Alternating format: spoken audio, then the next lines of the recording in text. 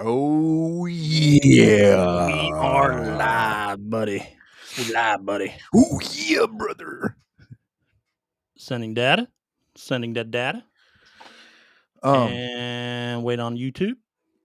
We got a lot of news Come on, today. YouTube. We got a lot of stuff to talk about today.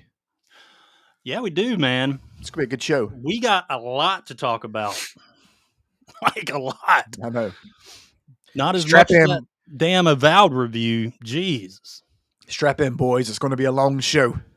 All that work to get like 10 views on an individual video. I guess people don't want the honest truth about Avowed. All right. That's because you gave it a 7 and they don't want to hear that. That's the thing. Yeah, they don't want to hear that. All right. Let me do all of our socials. All right. Let me retweet all this crap before we start the trailers. All right. Quotes live now. We got some trailers. Yeah, we got a lot of trailers. God, how many trailers we got? Like 3 or 4. Jeez. They're short though. They're short. That's what I heard about you. What, that I'm short? Not height wise. Like what wise? I don't know. I don't know where I was going with this. I kind of backed myself into a corner. 6'5". I'm 6'5", Grant.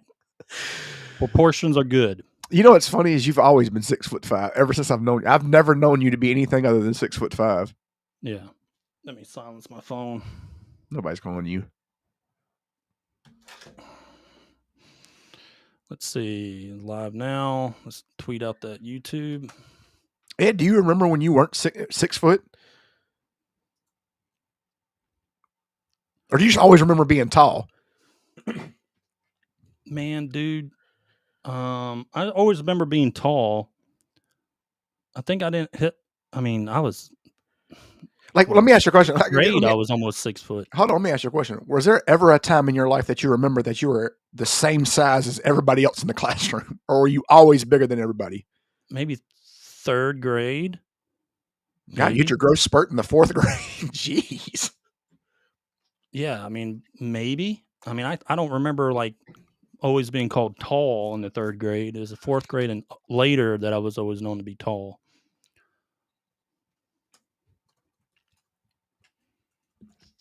Episode Me too. 81. No. Being 6'3" is not. It's not easy being over 6 foot, is it? Me and you part of the 6 foot club.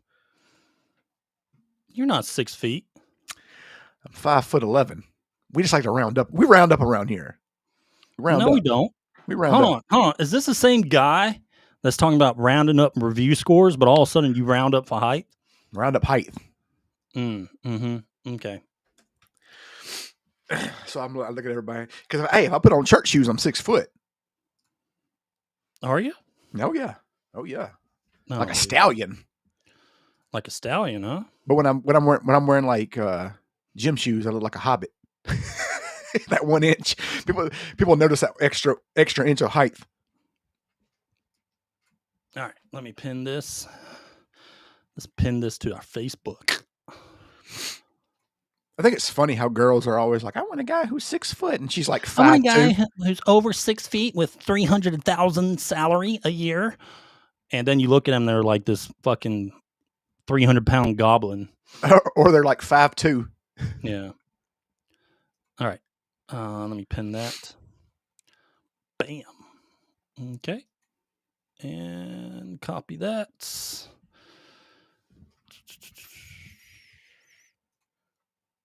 And post this. And then once I'm done this, we will go over some trailers. You know, most guys are used to dating girls shorter than them. I mean, relatively, that's usually how it works. Unless you're just really short guy, then whatever. What do it's like to date like a really tall girl, like 6'6"? 6'6". Tallest girl I ever dated was like 6 feet. Yeah, but I mean, even then, that's not. I mean, that's not like abnormal. I'm talking about like abnormally tall. like she probably there's a 90% chance she plays college basketball, or or she play, Yeah. or whatever. Yeah, I don't know. I don't know how that would feel. Like some of them dudes under 6 feet dating some of these like super tall supermodels. They climbing trees. Yeah, dude. All right, Grant. Trailers. And then we will get into the podcast. But anyone who's tuned in so far, welcome to our pre-podcast talk. We're about to watch some trailers and get right into the podcast. And I'm going to make fun of Ed the whole time. What? What? Make fun of me? Why would you do that? Always. Why would you do that? All right. Let me go to downloads, see what trailers we got. Okay, Grant. We got some good ones. They aight. They aight. They aight. Let me share this. Let me know when you see it. I see it. All right. I do not recognize this company. The Blade and Soul was an MMO that came out a while ago. Well, they decided to remaster it and reimagine it all together, and then they're releasing this. This is actually available on PC right now. Okay. Blade and Soul Neo.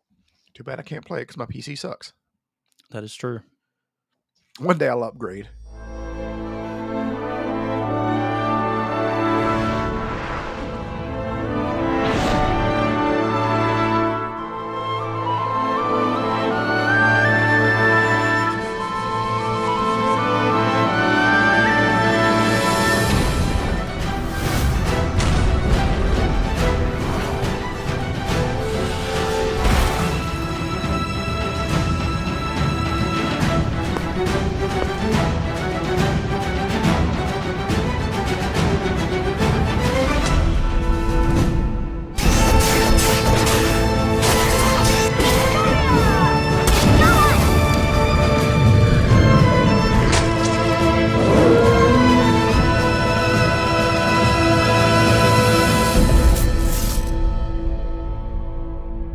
Looks pretty cool. So let me ask you a question. So was this one of those games that came out at the wrong time? It was like because it looks good. I mean, was this one? Did it just come out like during like it came out during there was quite a bit of action RPG MMOs that came out. But it was just very bland, and I played it for a little bit, but it was very bland. The story was like kind of gameplay was okay. I mean, you could get better combat in Black Desert. But I guess they just they're bringing it, remastering it, reimagining it, and re-releasing it. So, all right, let's go to next. Let's do this one next. Prepared Artist, what's up, man? Prepared Artist is in the house.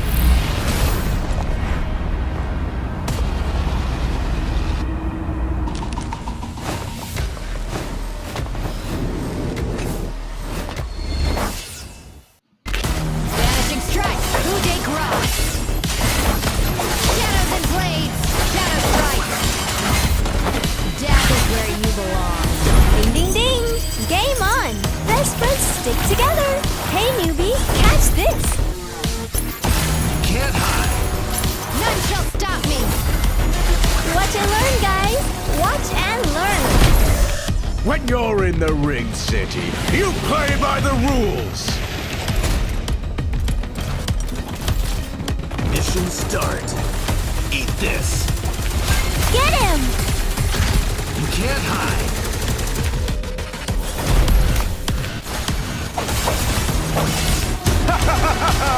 Down on the pots!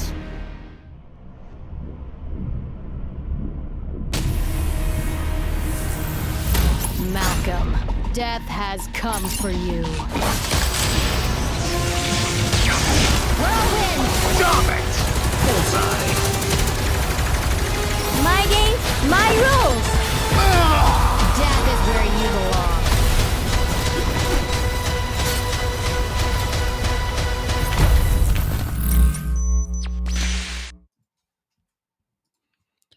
Looks interesting.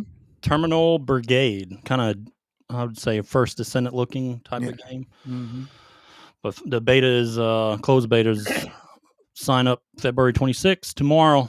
If anyone interested, wish list now on Steam. All right, let's go. I think I got a few more. No. Oh. The world's in pretty bad shape right now. The corrosion is gaining ground every day. I try to help people with their problems. It's my job. Yet, sometimes I surprise myself. Dreaming that all the world's problems would take the shape of a monster. This looks good. It's Chrono Trigger, one of those guys involved in Chrono Trigger.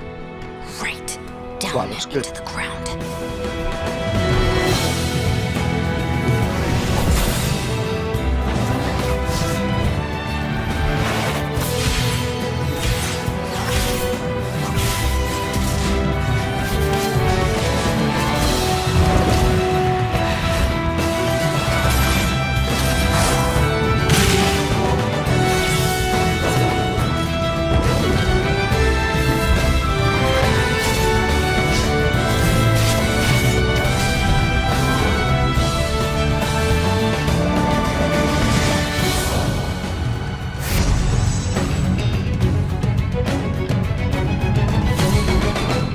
That looks good, man. Looks real good, actually. Edge of Memory is coming out on everything. Yeah, it looks good.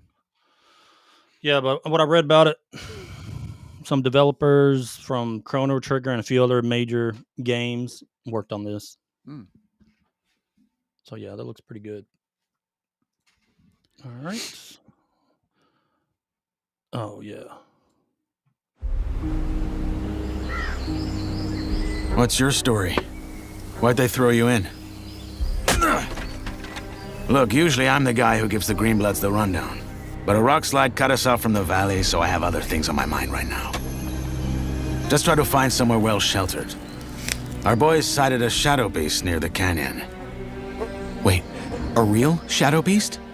In the flesh. One of the many things in this place just waiting to rip you to pieces. Wait a second. You're the guy they just tossed in, aren't you? Now, one of our crew, Jorik, has gone missing.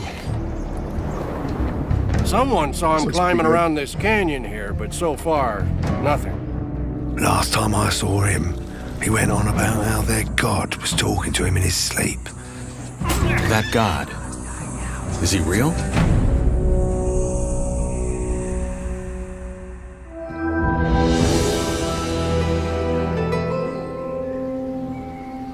I like that. Yeah, I don't know if you played the original Gothic. No. It was pretty good. Was it good? It's THQ Nordic. They've had some hit or misses, you know. I just know THQ from their old This is wrestling games from this the was one of Nintendo their 64. better, like one of their more known games. So they're just bringing it back on a remake. But it looks pretty good. It looks like a solid THQ is remake. known from WCW versus NWO. Yeah. For the Nintendo 64, which was a great wrestling game. What's that one called? One game called they made? 𝐿𝐽𝐽? I think it's called 𝐿𝐽𝐽 or some 𝐿𝐽𝐽. Yeah, 𝐿𝐽𝐽. That was like so buggy. Like it was kind of open world RPG, action RPG. It had a good. 𝐿𝐽𝐽 had like a good premise about it. Because it was like mixing medieval tribes and like this tribe that was really into robots, but they were all part of the same world. So you could go. Just the execution was bad. You could go join a faction that had access to advanced technology, or a faction that was more barbarian, you know. But the execution was really bad for both games. They made a sequel too, and just I guess didn't learn from their mistakes.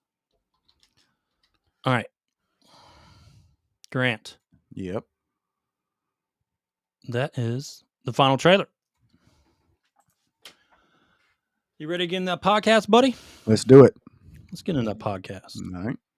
Let's get in that podcast. All right. Yeah, prepared artist. I might have to check that one out. Yep. All right. Let's see. Grant, let's start it.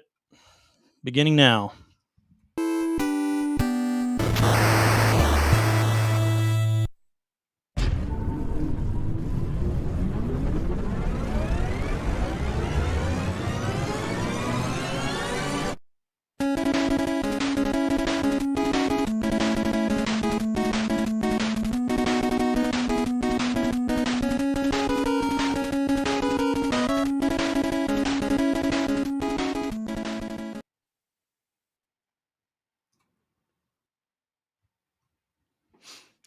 What's going on, everybody? It's your boy, Rant, rolling here with the DMG Gaming Podcast. And as always, I am joined by the man, the myth, the legend, my boy, Ed Phillips. What up, my boy? Oh, nothing funny this week? Not this nothing week. To play on words? No, not this time. Nothing dealing with Monster Hunter Wilds? Well, I was going to, but we don't know anything about it besides it's a good game. So, I mean, I don't. But you played other Monster Hunters before. You could have thought of something. I know. All right, but you didn't. No. What a failure. Failure. That's second episode we've had a failure introduction. Failure. All right. I'm saving them all. I'm putting it in my back pocket. Okay. All right, Grant. The docket. Let's talk about the docket. All right. This episode 81. Oh. We'll be talking about, we got some gaming news, of course, like we always start out with. We're going to talk a little bit about Mecha Break, the demo, the numbers, Steam numbers, and everything from Mecha Break. Mm-hmm. We'll go into Assassin's Creed Shadows leaks. Supposedly the game got leaked. Welcome back, Ubisoft, to the podcast. God. Podcast number 74 that we've talked about, Ubisoft. We got some main topics. We want to talk about Star Wars Theory celebrating Kathleen Kennedy removal, Monster Hunter Wilds reviews and what people are saying. And then we're going to talk a little bit about the IGN review. All right. And some comparisons with another game that's similar to Monster Hunter Wilds. Well, it's IGN, so I mean, you know. And we got our Disgruntled Gamer Rant top 10 and the game Gauntlet. Oh, we changed the name. The game Gauntlet. The game Gauntlet. The game Gambit or the game Gauntlet? Let's see. I don't know. Game Gauntlet sounds pretty tight. That sounds good. It was given to us by one of our viewers. Yeah. And it sounds pretty good. Yeah. The game Gauntlet. Ed'll pay you royalties. We make no money. Okay. We make no money on this podcast. But, so Grant, let's get into some gaming news. All right. Let me pull up the old X and go to our bookmarks. All right. Sharing screen. Let me know when you see that, Grant. I see it. All right. Let's blow this up a little bit. Oh, Warner Brothers, huh? Oh, buddy. All right, first piece of gaming news. Warner Brothers Games is shutting down Monolith Productions and Player First Games and Warner Brothers San Diego. The Wonder Woman game, as everyone has been hearing about, has been canceled officially. And nobody cares about that game anyway. No one cares about it. I mean, they already... If that game was ever come out, I would never know. Squad and everything like that. But even though that was a different production company, I guess you can say. Hey, you sound misogynist. Why don't you like Wonder Woman? It's just the Warner Brothers games, dude. I mean, the last Warner Brothers game that was really good. I mean, go all the way back to Lord of the Rings, right? Yeah, but wasn't that Monolith Studios? I don't know if it's Monolith, but I know it's Warner Brothers. They did one of them. I think published it. Yeah. Anyway, but I have. Looks like NetherRealm made it. The one who did Mortal Kombat. So they made it. But this is I kind of see why Eastern studios are just kind of staying away from Western studios because they're not doing too well. Dude, it's like a crapshoot, right? They're just sitting back. Invest money to one of these studios. They're just sitting back and watching them all die one by one and just laughing at each time that happens. They really are. But again, this comes with people's jobs and stuff like that. So we'll see if, hopefully those people can get jobs out of the studios. I don't know. All right. Next piece of news. Let's keep going. I want to show this gameplay of Fable. Well, I want to mute it though. All right, so Something doesn't show her face. Yeah, well, they released some alpha footage, pre-alpha footage of Fable. For our listeners, we're just showing a little snapshot of what it looks like. It looks like a really pretty game. Yeah. Again, I hope that's just you can change protagonists in this game. God, it's got to be. Looking. That's ugly. That is ugly. That is an ugly woman. Maybe they are listening. Xbox is listening and thinking, you know what? Maybe we should have a really good-looking protagonist. That's why they might have delayed it. Or we're going to let you make your own character. Yeah. Or, maybe Tides of Annihilation, when they saw the main character in Tides of Annihilation, they were like, oh, shit. Maybe we should make appealing designs for our characters. Or this goblin on here is not cutting it. That's awful. Or I'm not playing a game I'm just not doing it. I'm not playing Fable if that's the only character you can choose from. They could have said, you know what, we got to get this on PlayStation ASAP, so we're going to delay it so we can make sure it gets a play on PS5 quickly.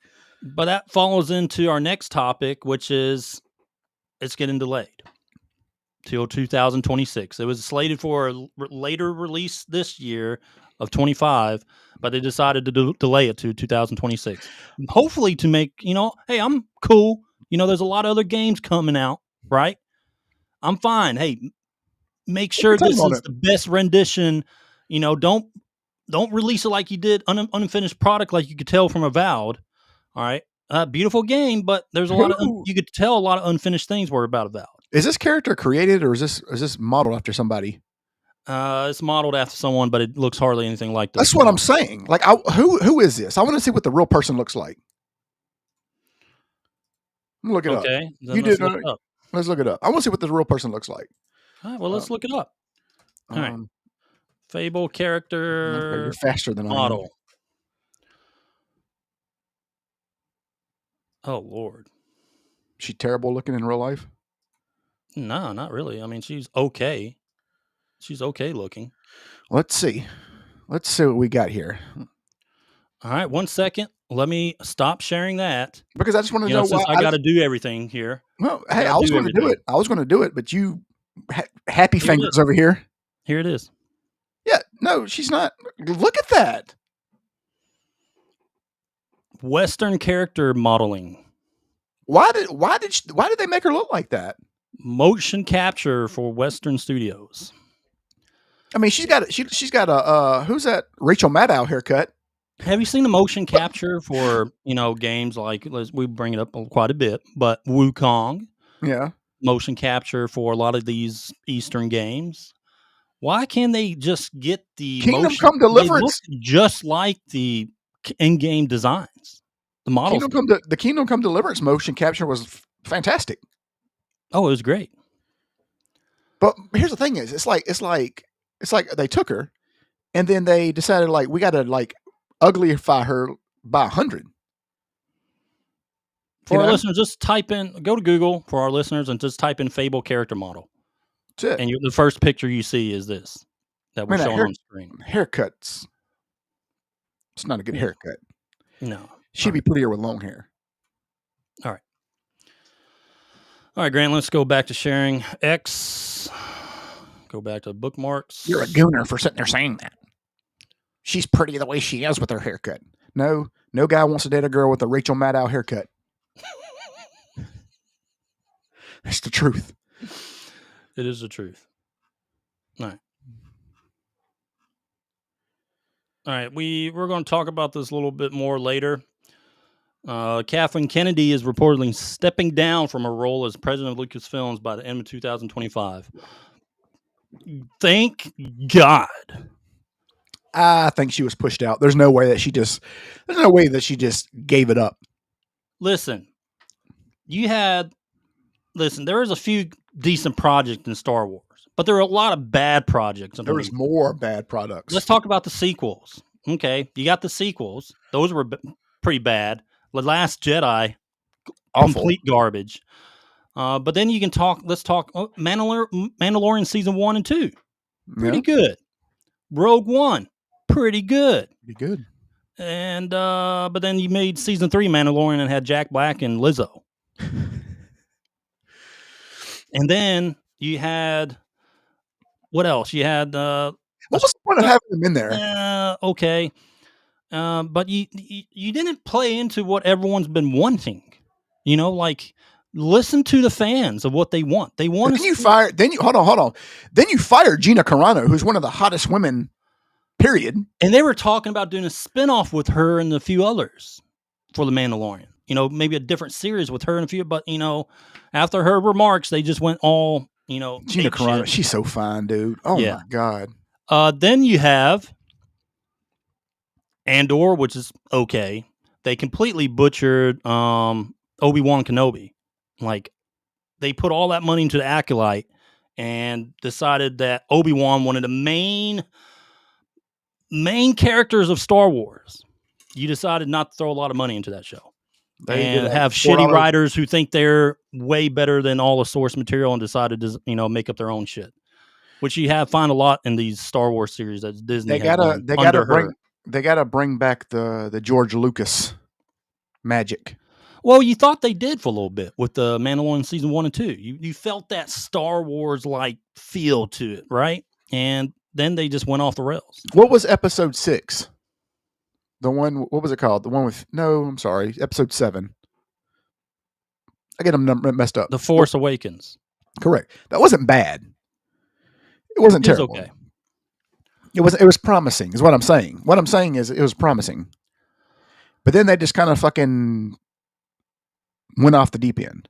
Well, they set you up for things for fans who had these awesome theories after the first one dropped. What could happen? And there were great theories. Like Finn becoming a Jedi. That would have been cool. I like Finn in the first Star Wars movie. I thought he was a cool character because he was a stormtrooper. Well, I thought it was going to be him. A stormtrooper to become a fucking Jedi? Yeah. Are you kidding me? Yes. Cool. Give me that. But no, they just completely just threw him to the side and gave him that stupid love story with the other girl. And it just was it was dumb. And Rey was so bland. Like, ugh. Rey was bland. I thought they were going to do more with what's his Kylo Ren. I thought they were going to do more with him. Like, he was a pussy. Like, he wasn't even tight. Like, he wasn't even like. I thought he was good in the first one. I know. Yeah, he was. But I'm saying, like, you wanted him to be like Darth Vader. Like, you know what I mean? That's what you were hoping he would be, and he was not. Yeah, at all. They either should have made him. They should have took two routes with Kylo. They should have either made him just pure evil the entire time, because he kills his dad. Yeah, he kills Han Solo in the first one. At the end of the first one, and they should have just after that just made him pure bad instead of trying to give him that redemption arc, or they could have played into him having being the actual Jedi at the end. Pure evil. They need to go. They need. Well, they try to do something in between, and it didn't work. It was terrible. Star Wars needs a new Darth Vader, a new enemy like that, a new pure. Yeah, but you're missing the point of Darth Vader, though. Darth Vader wasn't pure evil. Now, I know. I'm just saying he wasn't. I know that he had his redemption arc at the last minute. And then, as you see, Anakin Skywalker and a lot of, he's with the Force and he's able to talk to people. Correct. So he had a redemption arc at the end, buddy. That's why I'm not saying we need. He's not pure evil. I know. We need a pure evil. They need a pure evil character. They need a Sith. Yes, a pure Sith. An actual Sith Lord. This is why I talk about they need to bring that shit back to the Old Republic and do a series on some Sith Lord and make it rated R. That'd be tight. Just make it, pure. This is what the Sith are like Ravon or somebody. Like this is who they are. Like we need some like Star Wars that's like violent, like Game of Thrones. That's what we need. Yeah. You could do that in Old Republic. Yeah. Old Republic. Lots of fucking. Just damn, dude. You don't need all that. Hey, that's what they were doing in the King's Guard. They were doing that in the that's King's Landing. Okay, that's a lot going on in King's Landing. Yeah, they go kind of overboard with all that crap. They were always in the whorehouse all the time. All the time. I mean, like 30% of the episode scenes were in some whorehouse. We're in the whorehouse. All right. But anyway, yeah. So, end of the day, I think this is a good thing for Star Wars. I think this is a great thing. But it depends who they hire next. That's going to be the big. What if they hire somebody worse? Can they do that? Is that possible? I don't know, dude. I do not know. Who's in charge of it, though? They should have. You know what? You know what should happen is George Lucas should like step off the throne and be like, "I'm coming back and doing this." How old is George Lucas now? He's got to be in his 80s. Let me see. I'll let you know. Man. Keep talking. He's really stepped to the side. Well, he needs to not step to the side. I agree. He's 80. He's actually 80 years old. Yeah, getting old. All right, Grant. He's worth $5.2 billion. Yeah, I probably wouldn't come out of retirement. Yeah, buddy. I'm probably going to stay where I'm at. All right. Next piece of news. You want more Avowed? So does the game's director. Who wrote that? Of course. No one wants more Avowed right now. Avowed isn't good enough or great enough a game to want more of it. Now, unless your modders come in here and do some fantastic stuff to it, but I just don't see that happening. Honestly, I don't see those awesome modders from Skyrim and so forth coming in and just dropping some insane stuff for Avowed. One thing I would add is you being able to kill the fucking animals in the world, besides just the lizard at the beginning. Like the only thing that's just such a weird. It's like they wanted to go that route. You know, you're able to kill a lizard on the ground or when it's running around, but they didn't finish it. Like all the other animals in the world, you can't touch except for that damn lizard. Yeah. And so it's kind of feels like they just, it wasn't ready, or they wanted to go that route, but they decided, no, we're not going to go. Avowed's just a good game, but we don't need more Avowed. Time to move on. All right. I'm trying to look at the numbers, see if they got any new numbers.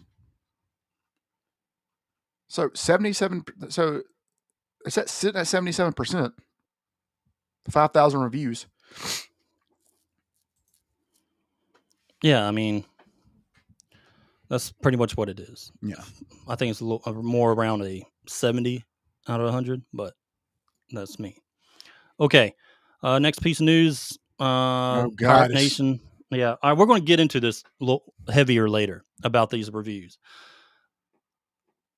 But it will make more sense later on. Trust me. All right. But anyway, so this is just bringing up, IGN scored of Dragon Age the Veilguard, 9 different reviewers. Okay, got it. All right. But this is going to change once we get into, when we start talking about the reviews from Monster Hunter. Then they gave Monster Hunter Wilds an 8. Okay. They wanted Dragon Age to be so good, so bad. Like, boy, God, did they. God, you can just tell, man. They did. I think they were paid a great sum of money to shield for this game, and it just couldn't hold up. People saw right through it. For our listeners, we're just depicting a graphic of IGN's Dragon Age the Veilguard review and Monster Hunter Wilds review next to each other. They gave Veilguard again a 9 and Monster Hunter Wilds an 8. Comes out this Friday. I won't be playing. Me too. I'll be streaming. I won't. You will with me. Oh, I will with you, yeah. Yes, you will. Yeah. You tell me what to do? Yeah, well, pretty much I do tell you. Oh, okay. Boss shit. man. Yeah, All right. Big piece of news. Something great. God. Yes. A Punisher special is in the works at Marvel Studios. I don't like the way that they said special, will return. I don't like the way they say special, though. It's going to be like a short, like 6 episodes. 30 minutes, that's it? Yeah. Or is it going to be like a movie? I don't know. Can they mess this up? A limited series, maybe? I don't know. They can. But it's going to depend solely on how Born Again does. I'll go ahead and tell you, if Born Again sucks, I'm canceling Disney Plus. I will fire it into the sun. Damn. It's that bad. Yeah, it is that bad. I mean, they have taken the greatest Marvel show from Netflix, and if they fuck it up, I'm gonna be extremely upset. You know, I posted something about Endgame being the end game for Marvel. Like, yeah. Now, don't get me wrong. I like the Loki series. Some of it is pretty good. I like some stuff here and there, but a lot of it has been just complete trash. Oh yeah, honestly. But someone replied with like, "Oh yeah, Marvel's not going away anywhere." I mean, well, no shit.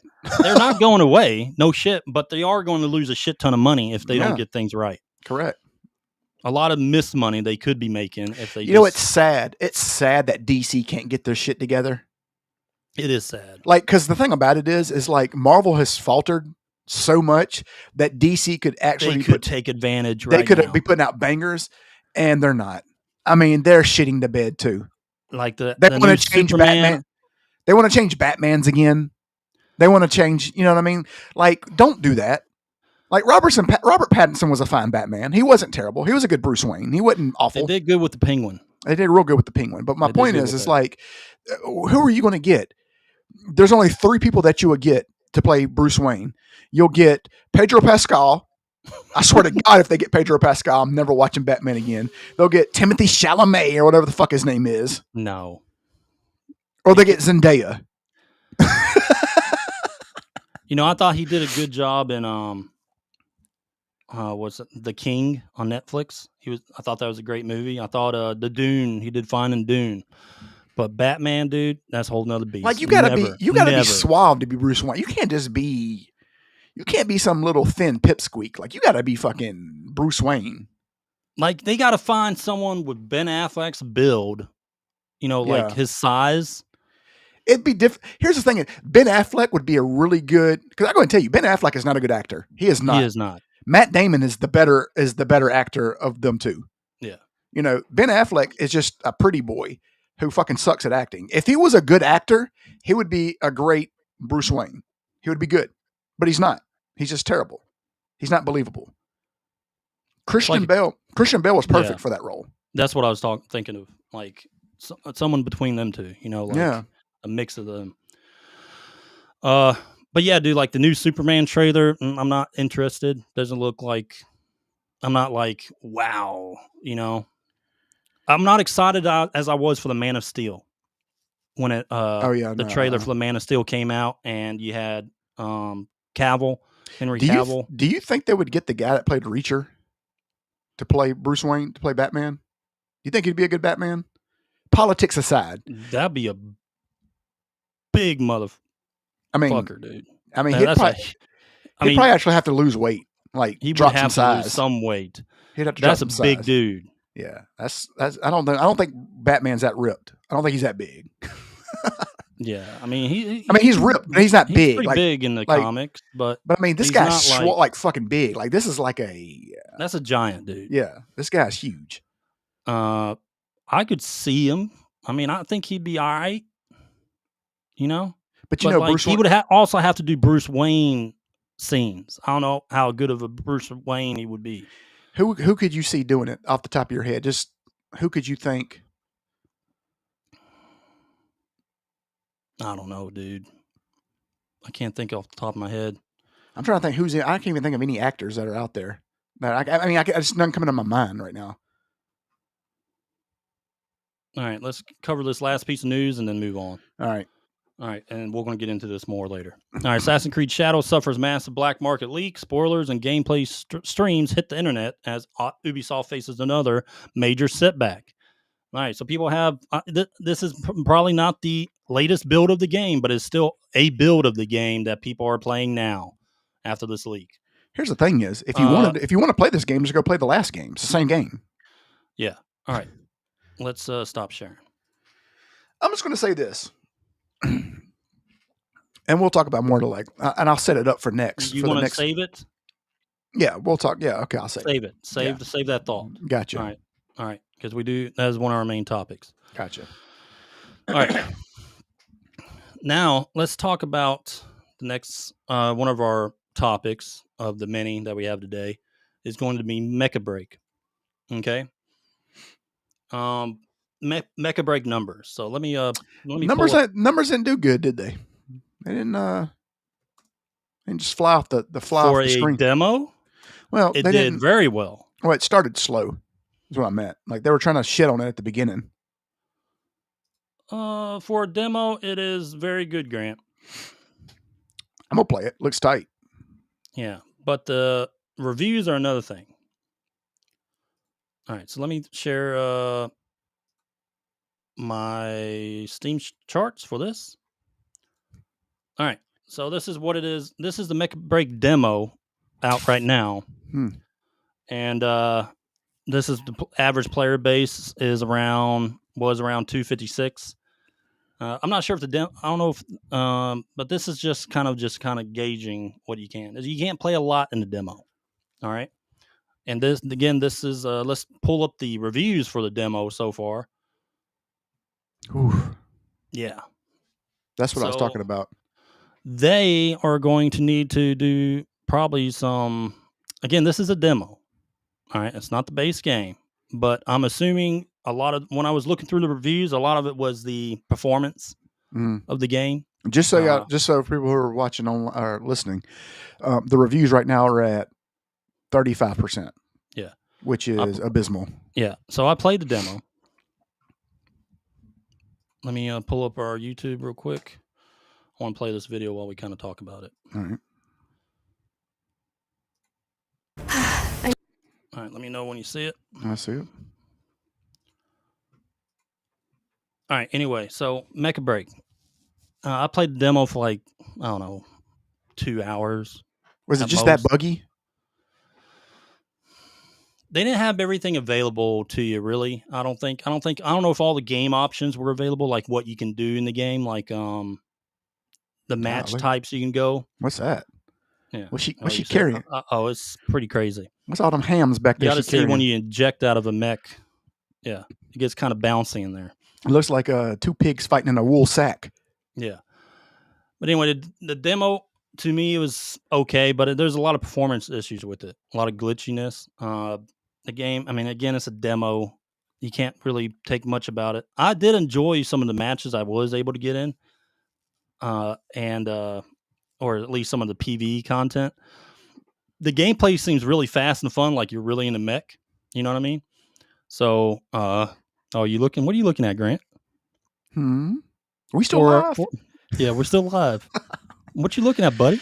My Lord, this is in the game? What is going on here? So for our listeners, we're showing gameplay footage of she's taking a shower. One of the female protagonists that you can make in the game, and she's taking a shower. Gooners. Right. Gooners, yeah. All right, so, but yeah, gameplay was okay.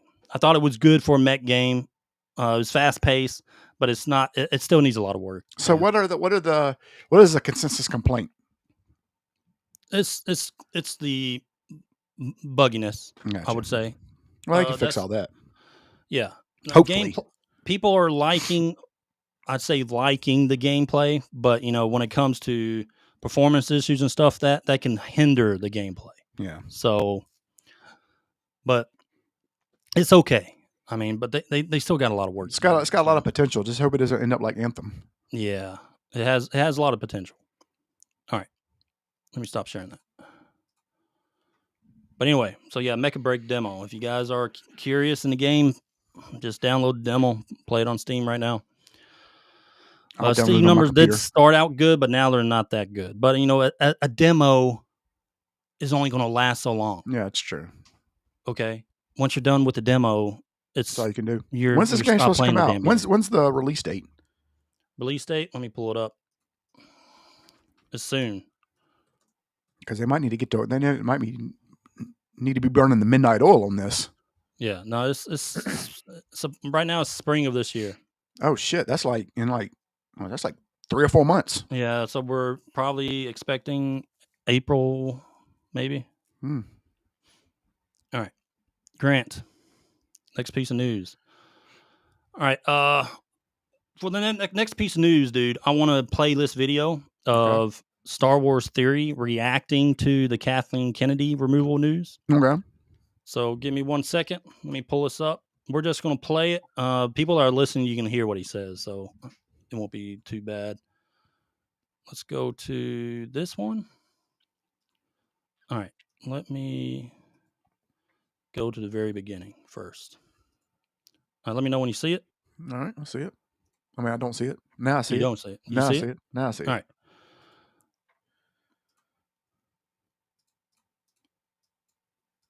Literally 8 minutes ago, just found out that Kathleen Kennedy is stepping down from Lucasfilm this year. You don't want to hate or dislike someone, but I mean, she has respectfully, she's fucked the brand royally. That is true. Yep. Let me go to the rest of his. All right. Look at that. Literally 8 minutes ago, we just found out that Kathleen Kennedy is stepping down from Lucasfilm this year. Hell yeah. Hell yeah, dude. Let's go. Is that a good thing? It's the That's the best thing. That's a really good thing. Like, you don't want to hate or dislike someone, but I mean, she has respectfully, she's fucked the brand royally. Divided the fan base so much. She's been in power for 13 years, man. All that shit, Last Jedi, Acolyte, Kenobi, All of sequels. all the sequels, like just fuck. But I guess, we also got to be fair too, Mandalorian season 1 and 2 was also under her tenure, so. And then so was Rogue One. Tales of the Jedi. This is crazy. This is like getting a new president, essentially. Of Star It Wars. literally is. Like, people have been wanting her gone for years. She's been there for over a decade. She told George Lucas that she was like gonna have all of his best interests in mind, all of his scripts, all of his treatments, everything, and she literally betrayed him. Wow. This is crazy. It is crazy. This is like literally the biggest piece of news. Kind of like a dummy. But is it in too late 13 at this years. point? No, it's never I too don't late. think It's never too late. Never too late. What if George said, created fuck something it, I'm gonna take it back? Nah, That would be so... bro. All right. So, let me pull this up real quick. All right. So, that was Star Wars Theory. He's one of the biggest Star Wars fan, I guess, YouTubers out there. I mean, he really is. He's pretty much the biggest one. But he's been around for a while. He's known for doing all his fan lore videos and stuff like that. He's also got a company underneath him called Theory Sabers, where he employs a lot of people.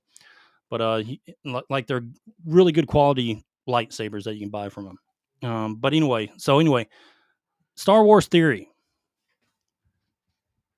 To me, like me personally, as a Star Wars fan, I love the guy because of we need someone like him. Like if I can just think, I mean, there's other YouTubers out there, but there's really no one like Star Wars Theory. So when it comes to like holding all this new stuff, like what Kathleen Kennedy has managed for all the new Star Wars stuff, holding them accountable. And he's really the voice for a lot of people. That's why he's so popular, because he's a voice for a lot of people that are upset with what Disney has done with Star Wars. And boy, does he get a lot of hate. He gets a lot of hate, but a lot of love too. Yeah. But he is right when it comes to Kathleen Kennedy dividing the fan base based off of social ideologies, sex, gender, and all that stuff. Yeah. This is why we have needed. Yeah, and it's kind of like why we have like this divide right now. When you have these Star Wars fans, that major streamers like Star Wars Theory, but then you also have the counterparts like Star Wars Explained. Oh boy. We talked about them before, back when he was having some issues with them, about them going behind his back on some things. But anyway, so you have like a divide in Star Wars streamers on YouTube. Yeah. But it's kind of like the fan base. But I'm going to tell you right now, there's a majority of people, Star Wars fans, that are not happy with the route Star Wars has taken lately. Perfect example is, of course, the Acolyte. Especially the last changing 5 years or lore, attacking lore, and changing it for political agendas. That's pretty much what I got out of this series. And then not only that, attacking the fans. Yes. For not agreeing with it. Yes, actors and producers and everything attacking fans for saying this is trash. Oh, well, now you're racist. Yeah. Now you're a misogynist. we could talk about the trifecta, but that's kind of what they pretty much labeled everyone, including a lot of the streamers, other prominent streamers, labeling fans that also, when it's simply not true. It's just shit storytelling, destroying lore, already canon like things, and destroying lore, and now they're pretending like the acolyte never existed. Yeah. So, but if it wasn't for like Star Wars Theory, a major YouTuber, if not the biggest Star Wars YouTuber there is, going after constantly. And, if you think Disney or some people don't listen to this guy, at least, like maybe kind of see what his taken on some things, you're sadly mistaken. Yeah. This guy has more pull than what people think he does. Man, he got 3-point-something million followers. Yeah. But it's not like hateful stuff. I mean, he's bringing up legit points. Majority, everyone just needs to go. I mean, if you don't know who Star Wars Theory is, and you like Star Wars, you need to go follow him. All right, but he is. He's really the. I mean, there's Stupendous Wave. They got a podcast together. Stupendous Wave, one of the OGs of Star Wars material on YouTube, and a few others that he usually does like a podcast with. But go check him out if you like Star Wars. I mean, his shit is really good. Like his fan theories, his fan made videos he does. I mean, they're really good, and they're better story driven compared to the original lore of Star Wars. I'm not talking about the sequels. I'm talking about the prequels and the originals, of taking that lore and that fan, and some fan concepts in his ideas, but most of that lore and building his, basically his fan made videos,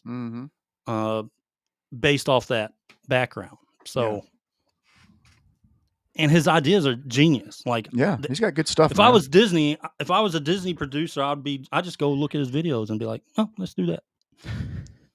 And pretend like you didn't watch his video and just, hey, look at my idea. You think they'd ever give him a job? No. The funny thing is, they've created him to be polarizing when he's really not. He's just saying the frustrations of Star Wars fans. Yeah. Getting it out what I think on a daily basis after I watch the Star Wars series. I'm like, oh God, he's one like pretty much saying the same thing I was thinking, except of course, a lot being able to reach a bigger audience. So and if you see him go watch his, like when he goes to all these conventions of he's always at conventions and always doing doing conventions. Those That's a busy lines man of people waiting to see him, and then he carries on a great conversation with each one. That's it looks like it's like when people it's like when people come in to see us, the lines are just out the door. No. No, they're not. They're waiting to get popcorn is what they're doing. They're just they're at the concession probably just stand. waiting to get their food. They're waiting to go to the bathroom. We're just over there. In a corner pretending. Like we edit the video and make it look like everyone's waiting in line when they're just waiting for the bathroom. Like it's like, hey Grant, but that's not what they said on their mouth, but I just edited in like the Japanese Godzilla. Yeah, prepared artist says she ruined Star Wars. Yes, she did. She did. Yes, she did. She did. But I mean, but you know what he did say? It's like he said, he gave her credit. Things. He gave her credit for the good things that she did. Yeah. But a lot of it's bad. Yeah. It's outweighed big time. But anyway, so go check out Star Wars Theory on YouTube. And those lightsabers, dude, they're nice. You got one? Nah, I'm thinking about getting one though. Might do an unboxing. Might buy one and get an unboxing. That'd be tight. That would be tight. Video unboxing of it. Would be tight. But but I always wanted one. But Disney, like his sabers are better than anything Disney makes. Your son go break that thing in the week. You got to hide it. You got to hide it from everybody. I know. But anyway, so Star Wars Theory, he celebrates the removal of Kathleen Kennedy, which deserve not in a bad way, but he's not like not in like a gloating way, not in a gloating way, but he is relieved probably. Yeah. But it's also, I bet he's probably sitting there like, who are they going to replace her with? No, it could get worse. It could get worse. All right. Who would you want to see? Who would you think would be a good replacement?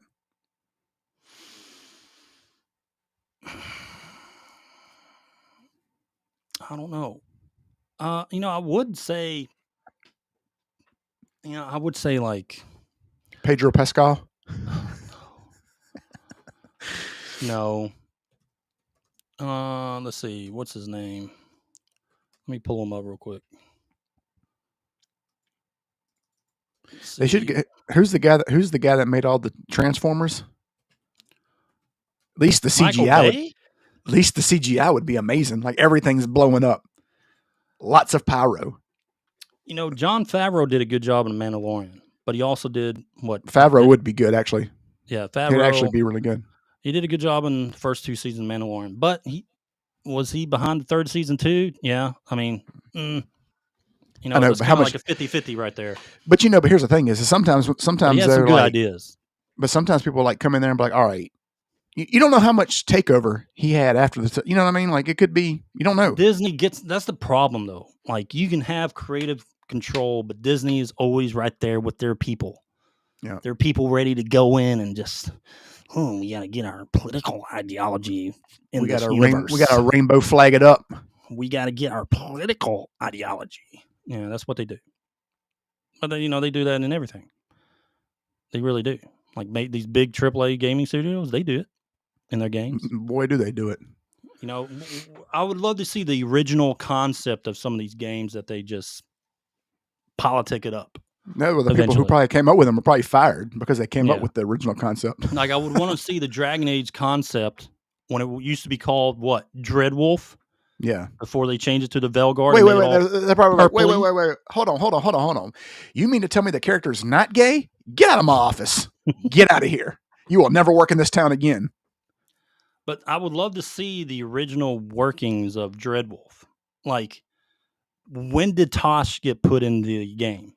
Like, how far down the development process was Tosh and our social justice crap just shoved into the game? When was that? You know what I mean? I'd love to see the original idea of Dreadwolf before they changed it to the Velguard and made it all purpley. God. Made everything just purple. All right. Grant. Next piece of news. Or no, next subject. Let me pull this up. Our next subject, Grant, is Monster Hunter Wilds reviews. So the most recent Metacritic score I saw was just a 9. You made this? Right? I sure did. That looks good, man. Good. Look at fucking Picasso over here. I mean, everyone knows you didn't make it. No, so who else would have made it? Like a Liberace over here, and I hate playing music. Yeah, I made this graphic, buddy.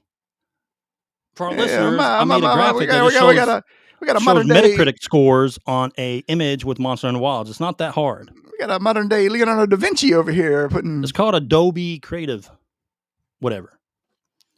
You go in there and just do your own stuff, Grant. I know it's kind of foreign concept for you, creating a graphic. I'd have made a movie. Anyway, Critical Gaming. What's up, What's dude? up, man? Welcome. All right. Yeah. So anyway, Monster Hunter Wild reviews. Open Critic and Metacritic, they're sitting around a 90. 89, 90, right? Which is good. Yeah, it's good. It's good. But there is one I want to show.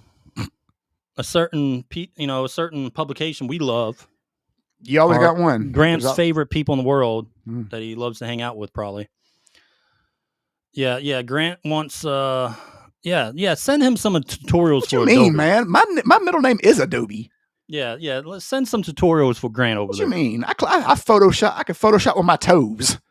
I remember I asked you to do a thumbnail one time. You just had that. You had that fucking blank look. You're like, thumbnail. I know. Didn't even know where to begin. All right. Hey, I'm a Microsoft Paint guy. Hand pink one. The $100. It's pretty good. All right. Grant, next one. All right. So let's talk Monster Hunter reviews. So far, it looks like it's great game overall with all the reviews in, Metacritic score, open critic, everything. What we're seeing from early reviews. Now, take early reviews how you want to. We always say it, but it's shaping up to be a pretty good game. All right, just from what we see so far. But Grant, let's talk about our buddies. Critical Game said, "Show me." That's all confidential. My stuff usually goes to like movie studios. You might have saw some of my work, Lord of the Rings. You might have saw some of that rendering that I did for that movie. Mainly some of the fight scenes. Ain't no one believe you. No one's gonna believe that. All right, but anyway, let's back to this IGN review. Our buddies over at IGN. All right, now what I wanted to show you guys. This is the same reviewer scored Monster Hunter Wilds an 8. Tom Marks. All right. Now, remember they scored Dragon Age a 9. But that was a different reviewer. Okay, cool. All right. Hey, reviews are an eye of a beholder. They're not always going to be right? All right. But this same guy, Tom Marks, gave Wild Hearts, I played Wild Hearts, dude. It was a boring Monster Hunter. Oh, Thomas. Yeah, he probably got the games. He probably saw Wild and thought it was Monster Hunter Wilds. It's a Monster Hunter hand-me-down, is what it was. They're trying to introduce a new concept with like stuff you can build right there and jump off the platforms and attack. It wasn't good. You know what I've learned about a lot of these. Well, first of all, let's get something straight. IGN needs like 10 reviewers. That's it. They don't need 100 reviewers. They need to cut that. We need to get Doge on that. That's what they need to do. Cut out all these shitty reviewers. Let's start with there. But a lot of these reviewers, they love stupid shit like that. Oh, look at the waves in the water. Like, who gives a fuck? Like, oh, you can see the scales on the fish. Like, nobody gives a shit about that. Yeah. Now, Wild Hearts is Monster Hunter-like, okay? It was boring. The world looked pretty. That's about it. But it was very boring gameplay compared to Monster Hunter. It really was. It was just very bland and boring. The mechanics for the bosses are not near as good as a lot of the Monster Hunter bosses you see. It was a knockoff of Monster Hunter. All right, well, he gave this also an 8, which is great. So I'm expecting by their review, it's a great game. Okay, 8. But I'm expecting to go into this game thinking I'm about to play a Wild Heart. If I go off their review. I'm going to go into Monster Hunter Wilds, and I'm expecting that it's just going to be the same as Wild Hearts based off this guy's review. Same reviewer. All right. So you can't give me different reviewers, all that stuff. No, it's the same guy. Yeah. He gave both games an 8. All right. So based off this, he's saying they're both the same. They're pretty much comparable games. I see what you're doing here. I know what you're doing. You're already getting your chess pieces ready for the argument that's going to go on. I already know what you're doing. You're a smart guy. I played Wild Hearts. I know, but what I'm saying is you're getting, because they're going to say, that's their first response to everything is, oh, it's 2 different reviewers. And then here you go, Rook to Night 3. Game. Same guy. So I'll play it Friday, and Friday we'll begin the official review of Monster Hunter Wilds. All right. And I'll compare it to. I'll probably beat it before you, but I'll let you catch up. But I'm most likely just going to compare it to Monster Hunter Worlds. Monster Hunter World is what you should be comparing this game to. Is it better, more? I would guess. Is it a step up from Worlds? That's what you want to see. What else did that guy review? Another Monster Hunter. We need to look later. Not now, but we need to see what else this guy. Yeah, we'll look later. But anyway, so reviews, like we say all the time, take them to heart, or take them. I say not to heart. But you can get a general consensus of the reviews just by kind of looking at everyone's point of view of the game. And it's shaping up to be a really good game. Okay. That's what we can at least get from the reviews right now. You think.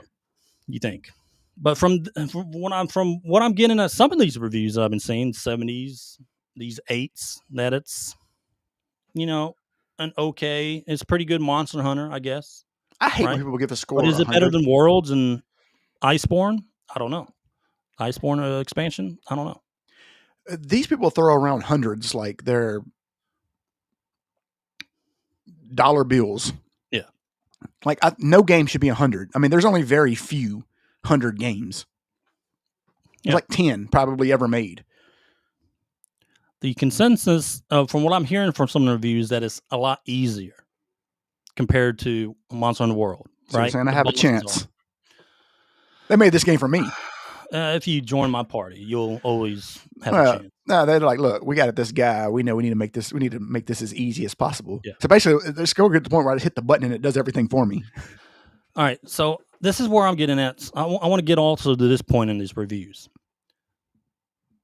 How far into the game did they get? It's true. All right. They say it's really easy. Well, I can think of Monster Hunter World. I played the game. It was okay. It wasn't too challenging all the way up. But then you get to the later difficulties that you can choose what kind of hunt you want to go on. Yeah. And the missions and stuff like that. And they have a difficulty rating on how hard these hunts are. So I'm talking about like later on leveling. You got a good set of gear. You got some good crafted stuff and all that stuff, and you're used to the game. Well, they have difficulty settings on these missions and Monster Hunters all the time. So my question is, if they say it's easy. Again, I won't know until I play it, but how far did they get?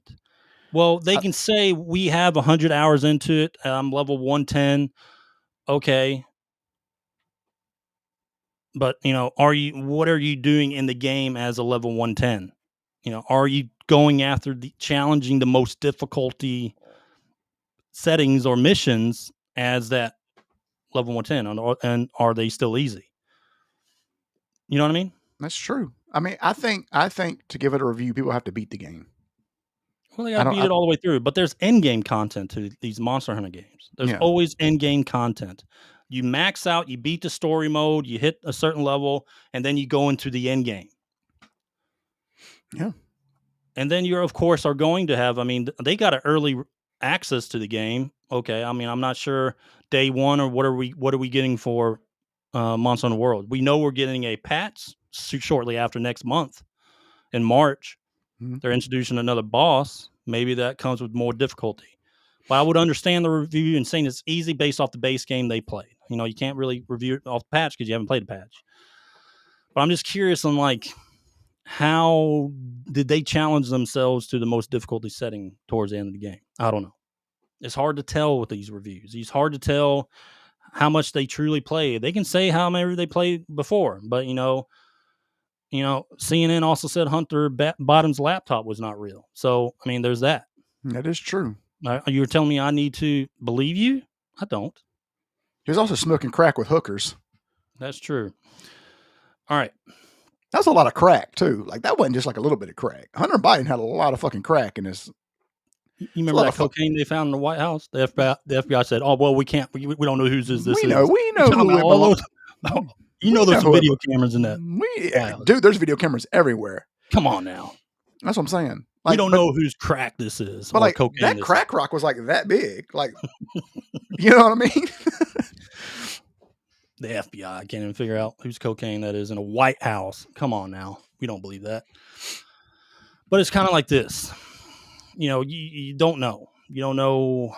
We had a whole podcast subject on this. Go back and look at our gamer rant on early reviews, So, but what I can say from the gameplay, from eyes on, from what we've seen, and everyone's little early review videos that I've watched, it looks like a really good game. Yeah.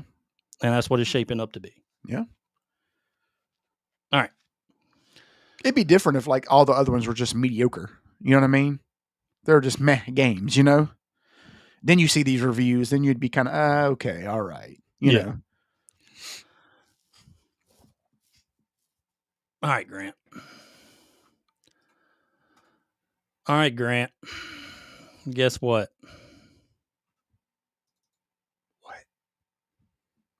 Oh, it's our disgruntled gamer rant. Here we go. All right. Our disgruntled gamer rant for this episode is Assassin's Creed Shadows. I made this graphic, by the way. You did not. No one believes that. No one watching this on YouTube believes you made any of these graphics. You want me to pull it up? You want me to show you the thing on my computer? Yeah, go ahead. We don't have time for all that, first man. you have to pull up that off your computer. Which we don't have time for all that, Probably will make your computer shut down. Hey, be professional here. We don't have time for all that. Anyway. Okay, so Assassin's Creed Shadows. Out now. Yeah. Oh, yeah. It's out. And Ubisoft's incompetence. All right. So yeah, it's out now. You guys want to play it? Let me. All right. So Ubisoft is sitting on their deathbed. This could be very well the last game that they make. There's a big, strong possibility. I'm saying there's like a 70% possibility that this is the last game Ubisoft ever makes before they get bought out or go bankrupt or whatever. Okay. This game has had an abysmal PR. The PR has been abysmal. They pushed it back. There's just so many problems. Problem after problem after problem after problem. Ubisoft has had problems. Same thing. These guys had one fucking job. Just one job. And that's just to keep the game safe. Just keep it like, that's it. That's all you had to do. And what do? They let the motherfucker get out. They let it leak. How does that happen when this is the game that defines your legacy, the last game that you could ever make, and you just let it get leaked? Did somebody hack you? I doubt it. Did you? It's probably sitting on your fucking laptop, and you just left your laptop at the coffee shop, and somebody picked it up and stole it. That's basically probably what happened. Put your what Hunter Biden did with his, and give it to a computer repair person. So forget about it. Yeah, like you probably left it on some public information, and somebody said, "Oh, look, what is this?" Boop, and then took it. Like, how does this happen? How do you allow this to happen? I will go over everything how this happened, Grant. How I think it happened. Okay, so we can go over all the problems Ubisoft had. This track record of Assassin's Creed Shadows. 2 delays, right? Yeah. 2 delays for the game. We can talk about all their mishandling of all the Japanese history, hiring people, all that stuff. We've talked about it before, so we won't regurgitate it here. But there's one thing that also happened this year was the mass amount of layoffs within their company. Mm-hmm. And we talked about this before, is management. They're almost no-show, or I would say incompetent managers they have, or maybe just doesn't exist at all, on how these managers, these higher up heads of these sections within their company, even the companies or their little smaller studios that they dissipated, right, earlier this year.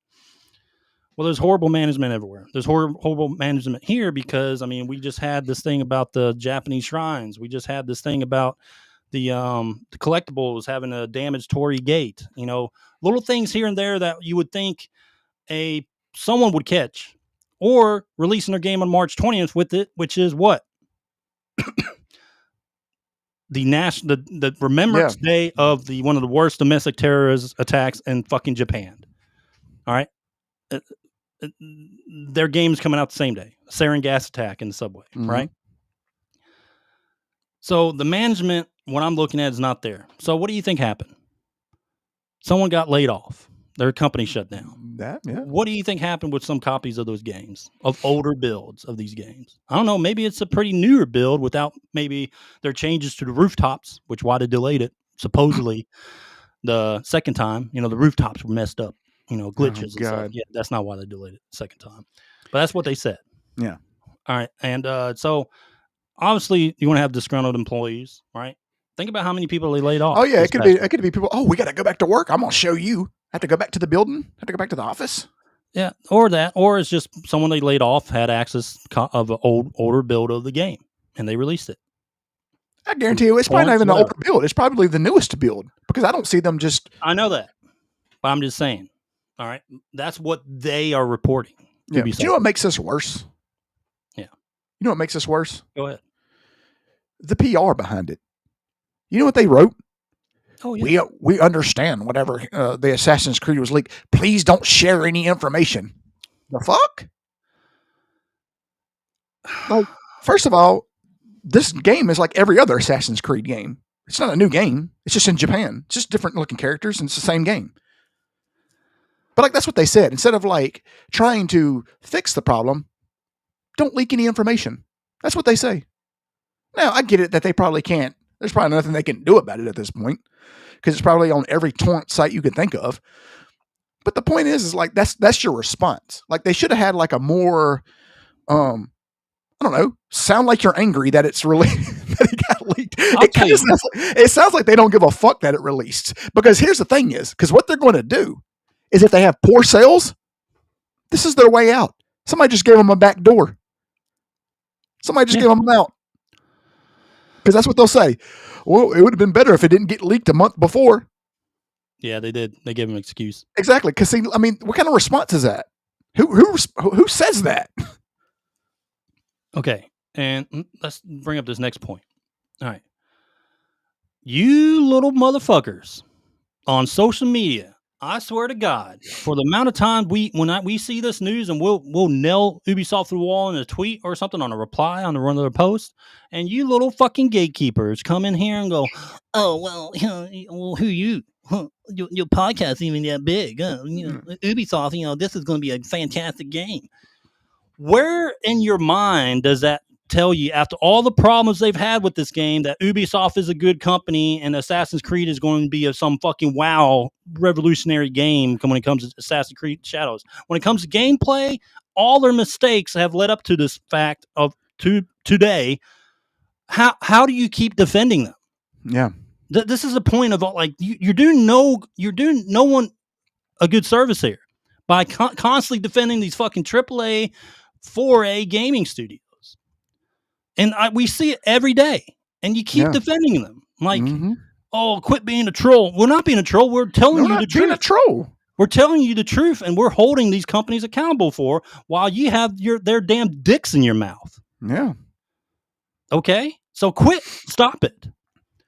Hold them accountable. Be real. Stop doing this fucking cuddly shit with all these AAA gaming studios. They deserve the criticism right now. Oh, they're sitting there tank to tank with them. Rubbing it in on each other. But I kind of wondered, I kind of want to see if anybody cancels. I want to see if there's a large cancellation of pre-orders because they got it for free. That'll let you know what kind of build it is. That'll let you know if it's like the finished game. That's true. Yeah. So, I mean, they still have time, they still have time to cancel, but yeah, they have time to cancel. These guys, they don't even, man, if I was them, I'd just stay at home. I mean, it's just kind of the volcano's about to erupt. Just let the lava hit you and just be done with it.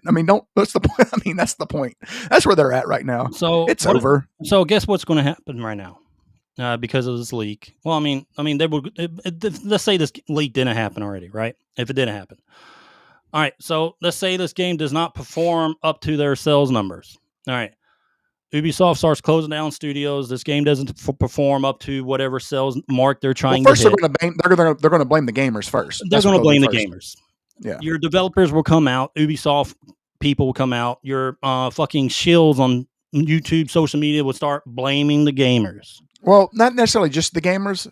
And believe it or not, they will turn this into a Elon Trump thing. They will. They'll they already switched stuff to politics. If you say anything. Oh yeah. Dude, I remember saying, Ubisoft is, what the hell is wrong with Ubisoft's company? And some guy replied to me, oh, fuck Elon. I was like, what? What does this have to do with Elon Musk? And then someone was like, oh yeah, Trump sucks. What are you talking about? That's what it was. That was the funniest thing.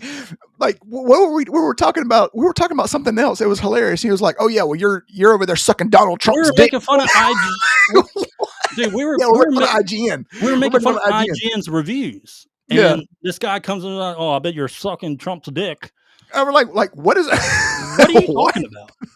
Like the politics, brother. Dude, it's sad, man. It's crazy. Fucking it just festers in people's minds and their daily lives. Here's the thing is, I always thought that Trump derangement syndrome, and I'm being serious when I say this, I always thought Trump derangement syndrome was just something that people said just to get back. It was like a meme. Yeah. Or just, you know what I mean? It's a real it's a real disease. Like, it is real. Like, there needs to be like I wouldn't be surprised if people don't start claiming it on their insurance and getting help for it. Like, it becomes like a medical thing, because these people are off their rockers. It got to the point to where, like, we were sitting there arguing with these people and they were just bringing up politics after politics, and they wouldn't stop, and they couldn't stop doing it. Like, oh yeah, y'all are just stupid Republicans. Like, what? First of all, where did that even come from? And, but yeah, that's just where we're at now. But the problem is, here's the thing is, getting back to the Ubisoft thing, is the fact that they had one job and they allowed it to get, like, I was telling Ed earlier, I think they did this on purpose because they know that this game, they've looked at the number, they looked at pre-sale numbers, they've looked at numbers, and they know that this game is going to fail. And this is their way out for shareholders. They could tell the shareholders that, our game leaked, so it's not our fault. And I believe that they've given themselves a back door, and people are going to fall for it. I'm not falling for it.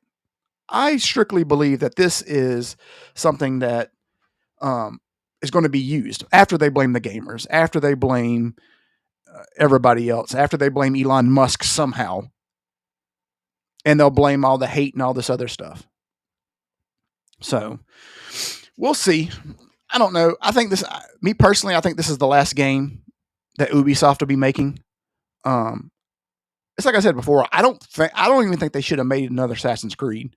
Like, I don't, after Odyssey and all these other ones, I mean, it's the same game. There's nothing new about it. Everything's the same. Like the horse riding's the same. The fighting's the same. The way that you like, what is it called? Wherever you can see them, whatever they turn red and all that other stuff. I don't know the name of it, but I mean, it's all the same. Like the Eagle View. Eagle View, that's it. It's all the same. So, I mean, I believe this is their last game, but I also believe that they've given themselves a way out with this. So, that is the Disgruntled Gamer Rant. So, we're going to see what happens. But the first thing we'll know, the first things first is they'll blame the gamers, and that's going to be the first thing. So everybody listening who feels like we feel, it's your fault. It's our fault. It's all our fault. So go ahead and get ready for that. And that's where we are. So we'll see. But I don't know. I mean, it's sad though, because here's the thing is like Ubisoft had all these other games that they could, they have a legacy, man. Tom Clancy, all these other things. And they just faltered and let it go to the side, man. And they just, the sad thing is the guy, the CEO is the lead stockholder. It's kind of like when WWE and Vince McMahon type deal. The product sucks, but what are you going to do? Vince McMahon still owns the company. So, it's going to take a scandal, I guess, to get this guy out of office or bankruptcy. So who knows? But, yeah, we'll see. I don't know what the future holds, but I'm about 70% sure that Ubisoft is donezo. We're all looking at Ed. Ed's on the phone. He's taking care of business. No, wife just got off work. Oh, I got you. But yeah, dude, like, I mean, I don't know, man. Like, these damn people, dude. Like, I can't wrap my head around these people that want to just protect these companies on social media. Yeah. Like, I'm tired of it. Like, stop protecting them. Hold them to feet to the fire. They've been working on. They are a AAA gaming studio. They're Ubisoft. You should be expecting, after so many Assassin's Creeds, a master product and something different from the other Assassin's Creed. I'm not just talking about location or the historical background of it, but something different. Well, here's the thing it's going back to what I said before. They feel that everything is political. So if this game fails, the chuds won. You saw that view? You saw that thing from Avowed? Somebody wrote on, I guess it was in like a Reddit or whatever. It's like, I can't believe the chuds won or whatever. We're letting them win. We're letting them win or some stupid shit. Like, instead of it being about a good game versus bad game, it's about Republican versus Democrat. That's what it's boiled down. That's what everything is boiled down to. Listen, man, I just want honesty. I just want a good game. Well, not even that, but honesty about the game. I want these guys who got early access review, hands-on of the games. I'm not even talking about just Assassin's Creed Shadows, but we can go back to Avowed. I want honesty. I don't want, because you're a Xbox podcast or an Xbox profile on Twitter or X or YouTube, whatever, that you have to lie about the games. Yeah. You know what I mean? Like, you don't got to do it. You don't, just because you say a game is just good, it's not what you're expecting, being honest, truthful about your review, not getting the replay value of that is a 10 out of 10. Oh my God. Or the graphics 10 out of 10. The gameplay 10 out of 10. Come on, dude. You know that's not the case, and you know that's not true. You know you're fucking lying to yourself. You're lying to everybody. Okay? I'm not talking about just Avowed. I'm just talking about general, like these guys. Yeah. I just want honesty. I want honesty from IGN. I want honesty from these publications. Stop gatekeeping for these major studios. I want honesty from the studios. Okay.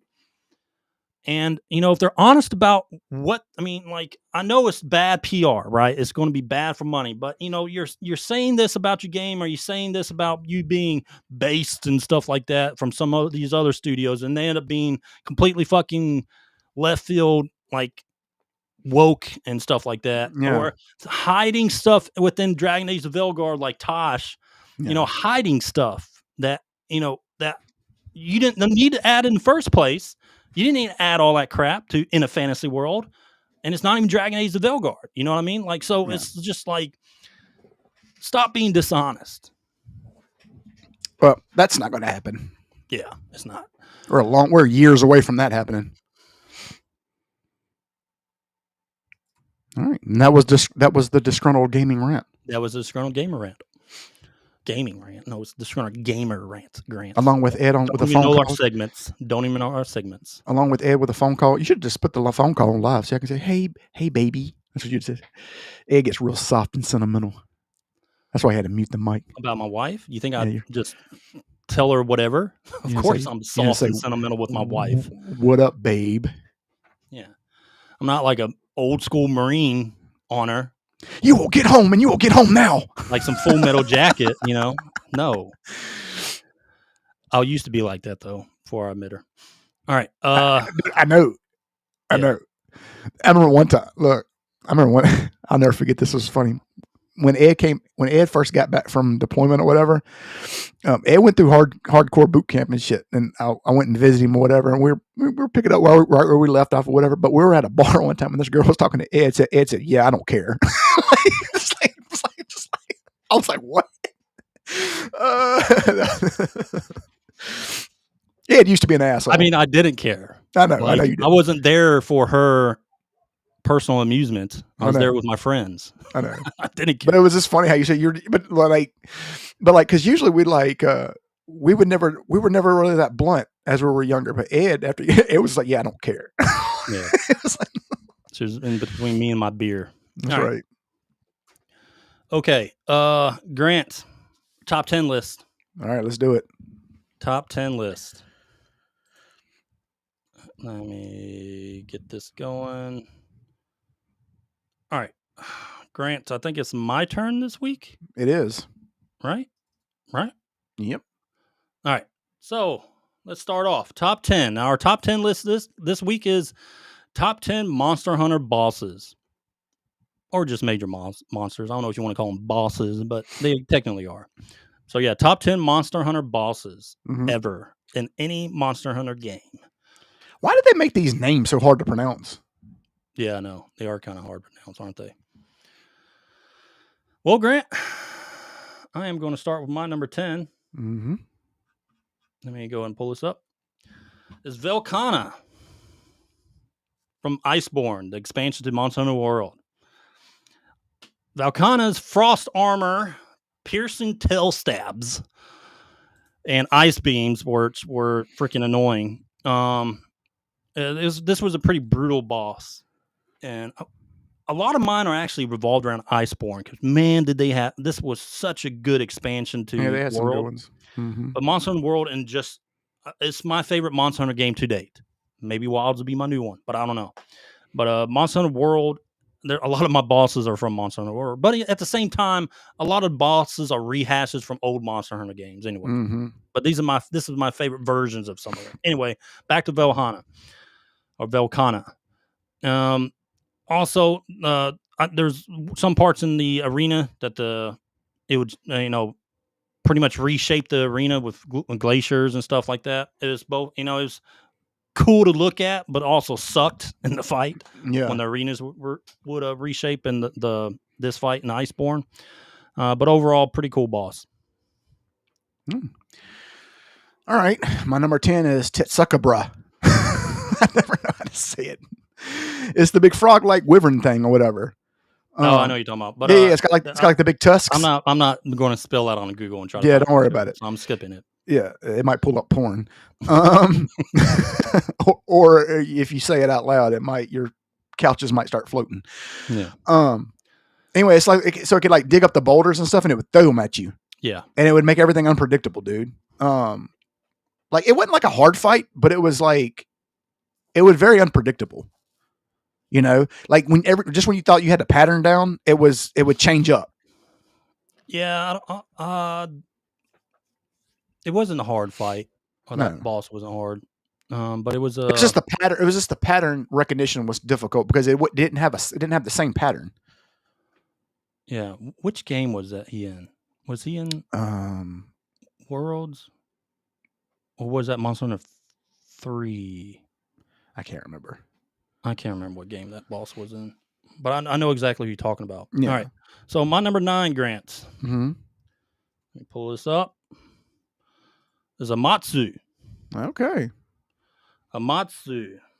Now, they had his first rendition, I think, was like Monster Hunter Portable crap, anything like that.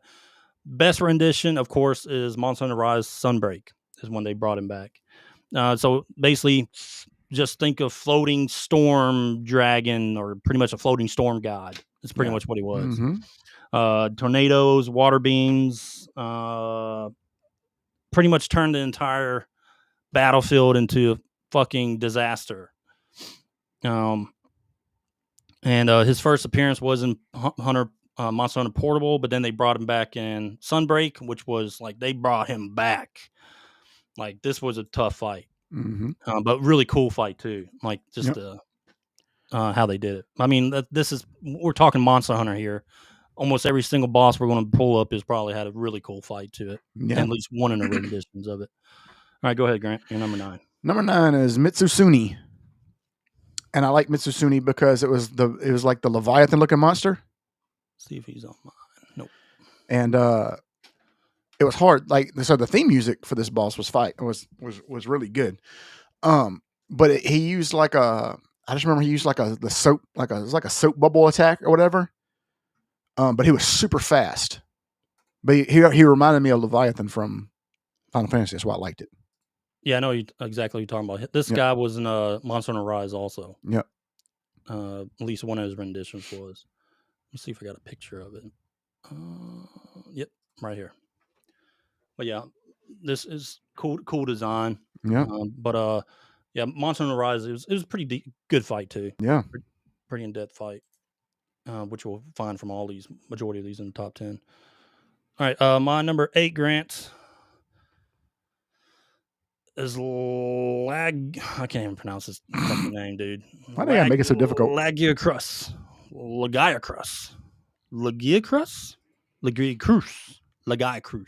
you go, Lagiacrus. There you go. Right? That'll work.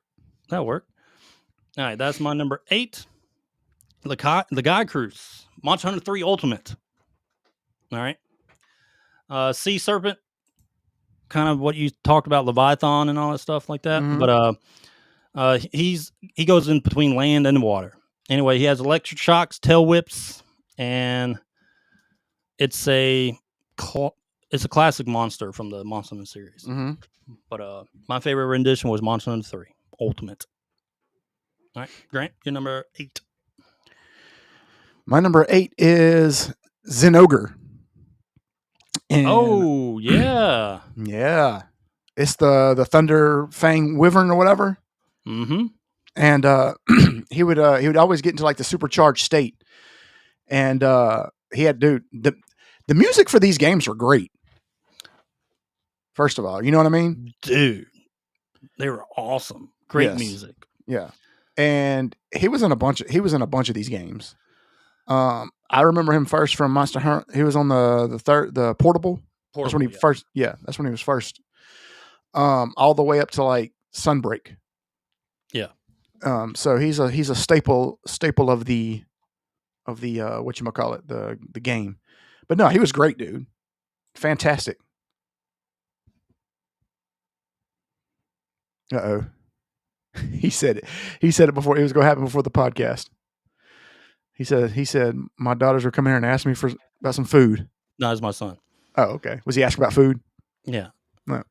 Pretty much. All right. Yeah. So anyway, yeah, Monster Hunter Portable for this guy, they brought him back in Iceborne.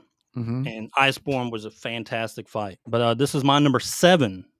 Okay. Yeah, look, pretty much a Thunder Charge breakdance move. Mm-hmm. That's pretty much what he had. And he had the howling combos, and he would summon Thunderbugs in Iceborne. Yeah.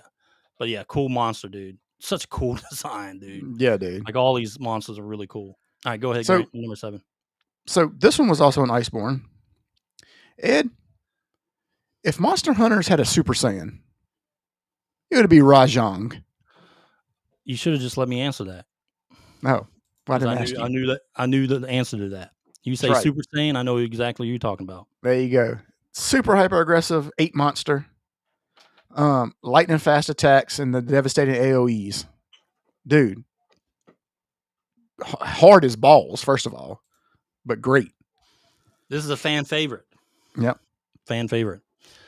But yeah, Thunder Charged rampages, but then you saw the glow up, buddy. It was Mhm. on then. Yep. Turned to Super Saiyan. Yeah, it's on then. But yeah, Is that one on yours? Is that on yours too? My number 5. So I'll Okay, gotcha. skip mine. All right. Number 6, Grant. Here's a good oldie from Monster Hunter Rise. Magna Malo. Pull Okay. him up. Cool. I love this design because they went with like a samurai armor type of look into the Yeah. monster's design. I thought that was That's tight. that was clean. But anyway, Magna Malo. This is the Monster Hunter Rise is pretty much their poster child right here. Yeah. But acrobatic moves, gas clouds, and of course the samurai inspired armor. Such a cool boss. Cool Yeah. design. All right, Grant, go ahead. Your number 6. So this one was in Monster Hunter 4 debut. And it is Gore Magala. Gore Magala. Gore Magala. Everybody remembers this monster for his frenzy virus. Wicked boss. Yeah. And he would all his movements were very unpredictable. Dude, made him hard to fight. But his frenzy virus was, dude, it was nasty if you got hit with it. Yeah, so this was Monster Hunter 4, I think. Yeah, he had the virus cloud spread, but he also was like it could cripple you or empower you. You would have to watch the mechanic. But then that I think that evolves like mid fight also. But yeah, cool boss though. Like there's a similar one, not the same design type, but kind of similar mechanics maybe. In Monster Hunter World, I forget the boss's name, but he's in like a underground area where there's a bunch of like dead corpses and stuff like that, and he's like kind of like a plague boss that you fight. Kind of similar, but not really. But this just reminds me of him. Gore Magala. That was my number 4. Oh, okay. All right, so Grant, what's your number 5? Glavenus. He's the big wyvern with the sword tail. Yeah. And it's like, I don't know, man. He was super hard because he had all those like the super massive sweeping slashes. Yeah. And it made him hard to hit. And I don't know, dude. He was cool. He was just so good looking. Oh, he looked cool as hell, dude. Yeah. Let me pull up this picture of him. But yeah, he was in Monster Hunter Worlds too. Mm-hmm. He was in Iceborne too. Yeah, well, it was same fucking thing. You know what I mean? It's just expansion. Yeah. But yeah, dude, that's fucking cool ass boss. He didn't make him on top 10 though. No. Nope. All right, Grant. I already did number 4 too, so you go number 4. Number 4 is 𝐼𝐶𝐾𝐿. 𝐼𝐶𝐾𝐿. And he's like the panther-like wyvern. You remember that one? He was super fast, and he was like a stealthy ninja. But his design was like super. It was like he had red eyes, and he was like, I'm trying to think. He was like super. He was like super black. Yeah, super dark. His mix between he reminded me of a bat and a dragon. Yeah, and it was like a weird. It was a cool design. I just can't describe it. he reminded me of like a evil Toothless. Yeah, there you go. That's kind of like what they designed him. There over. you go. Here, let me show this picture of him. I think Was he on? Was this one on yours? No. Oh, I got a better one. Oh. Yeah, it was like an evil Toothless. Yeah, he was like it was weird because he was like a dragon panther face. Yeah. That was number 4, right? Yep. All right. Now we're getting the good ones. The OGs, the flagships. All right, my number 3 is 𝐿atrion. That's my number 3. 𝐿atrion. Mm-hmm. Oh, buddy. All right, so 𝐿atrion was a pretty much elemental mastery is pretty much defines this boss. That's what made him hard because he could switch between fire, ice, and thunder. Yeah, you adapt on the fly or get wiped is pretty much what the thing is. Yeah, basically, yeah. Yeah, it was a gear check, skill check, and panic check. And for me, it was always getting beat. Yeah, this was a rough boss, dude. But another one introduced an Iceborne expansion from Monster Hunter World. Yeah. All right, go ahead. No, that was my number 3 that too. was your number 3 too. Yeah, Okay. so go to number 2. All right, we're about to get into big dogs. Mm-hmm. The big dogs. We probably got the same number 2 and 1. We'll see though. Maybe not. My number 2 is 𝐵𝐵𝐺𝐵𝐺𝐵. No, we don't. 𝐵𝐵𝐺𝐵𝐺𝐵 is a flagship of the world, the flagship of Monster Hunter World. And he is pretty much like straight brute force. You better come equipped. Yeah. But he was the flagship of before the expansion came out, he was the flagship of Monster Hunter World. But basically, regenerating spikes, relentless aggression, and pretty much, I would say, perfect balance of just chaos in the fight. Yeah. But cool design, awesome boss, dude. 𝐵𝐵𝐺𝐵𝐺𝐵. All right. Number 2 is the original final boss dragon, Fatalis. He is the final battle in Monster Hunter World's Iceborne. And it's probably one of the most cinematic fights in this game. Is he your number 1? He's number 1, brother. What are you talking about? I got one that might be a little better. Fatalis is an OG. I might have one. I might have one that might be on par. It might not be better. But you're probably right. My number 1 and 2 is the pinnacle of Monster Hunter lore. Yeah. No, I agree with that. He is the pinnacle. I agree with that. That's what I'm saying. My number 1 and 2 could be interchanged. All right. Well, since this was my number 1, I'll go ahead and explain. Okay. All right. Anyway, the Black Dragon himself. But yeah, he is the pinnacle of Monster Hunter lore and difficulty. Crazy fire attacks, eerie, that music. When hard as shit. And notably Iceborne, that is. Yeah. There's been so many different renditions of him. But again, it's a multi-phase fight. And, you could go back to some other Monster Hunters like the Black Fatalis, Crimson Fatalis. What else was there? White Fatalis. Yeah. But even the great 𝐿aoshan Long fears Fatalis. And also other Elden Dragons that fear him also. Fatalis is, he is Monster Hunter. Yeah. All right. So my number 1 is, and I'm going to explain to you why I chose it, because I like the way it looks better. Okay. And he's the flagship monster in Monster Hunter Rise Sunbreak. It's 𝐬𝐿Zehn𝐻. Now, 𝐬𝐿Zehn𝐻 is like a vampire-ish. Well, basically, drains your blood. But like his crimson aura, dude was like a Dragon Knight inspired design. Cool looking design. That's why he's my number 1. He's not more famous, but to me, he looks better. He looks cooler. Yeah. And that's why he's my number 1. Let me pull him up real quick. I love the way he looks, dude.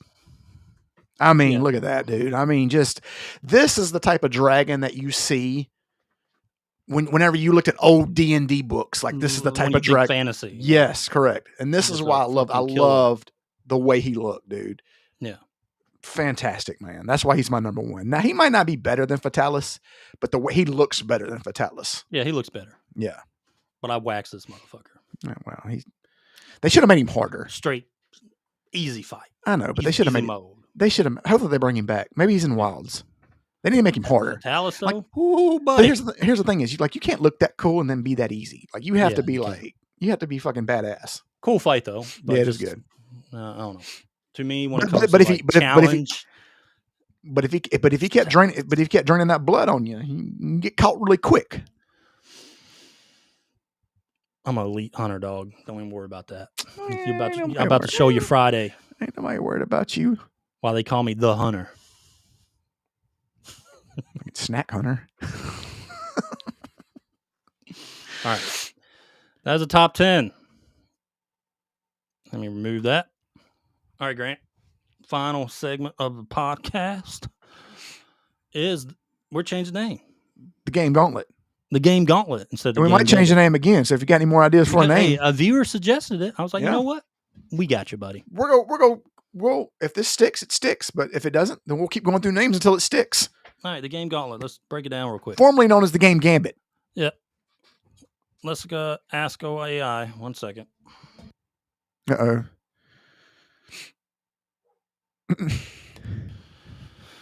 All right. Anyway, let's ask AI. All right.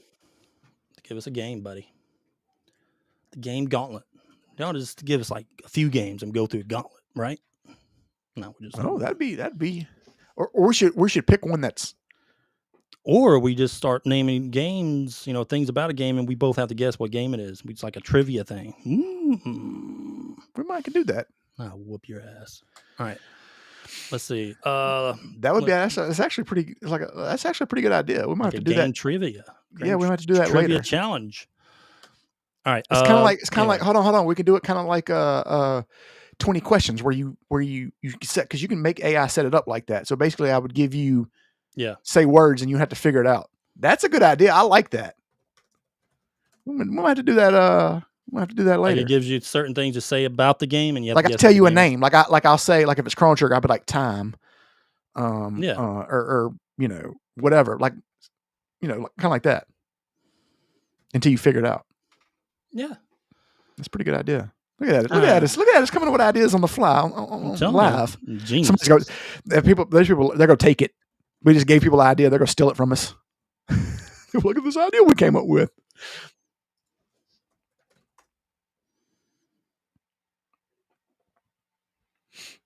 Oh, my God. Oh, Lord. God, I haven't played this game either. All right, let me pull it up. Let me see what IGN gave. Let me get my IGN score ready. See what they gave it. What year is it from? 99. Okay. So IGN probably gave it a score. Oh, I think I have heard of this. Yeah, I've heard of this. I didn't play it though. I'll tell you if I played it. All right, let me pull Is it VIP with Pamela Anderson? No, let me pull it up, Grant. You about to see it. About to see it. Let me save the image. About to see it. All right, Grant. This week's Game Gauntlet. Game that AI picked for us. Mm-hmm. Is Pepsiman. Oh my God. What a terrible game. 1999 PlayStation. What a terrible game. This game was awful. This game, so this is like okay. So this was on par with like 𝐬𝐿𝐵𝐿, where they had like the game that came with the stuff, the game that came in checks, which was basically just like a Doom remake but your 𝐬𝐿𝐵𝐿. Yeah. And you had to shoot monsters and stuff. Let's see what IGN gave Pepsiman. An 8. An 8.4, better than Final Fantasy 7. They do have a review for it. Actually, they don't have a review for it, but they have a fan review for it. Okay. Give it to us. Well, I want you to guess. The score?